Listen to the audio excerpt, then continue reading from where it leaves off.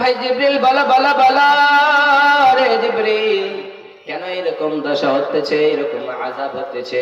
জিবরিল আমিন বললেন, নবী গো, এই লোকটা দুনিয়ার জমিনে আলেম ছিল, কিন্তু যা বলতো তা আমল করতো না রে নবী, সেই জন্যের অবস্থাটা এরকম হচ্ছে।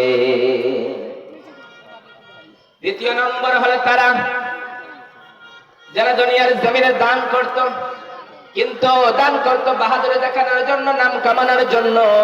আল্লাহ তাকে বলবে, ও দানশীল, বলো বলো বলো, তুমি দান করতা কিসের জন্য বলো রে?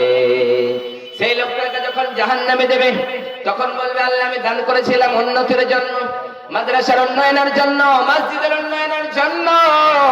আল্লাহ বলবে, তুমি মিথ্যা বলছো, তুমি সত্য বলো নাই, তুমি কখনোই সত্য বলতে চাও না। যাও যাও, তুমি জাহান্নামে চলে যাও, তুমি আল্লাহকে রাজি করার জন্য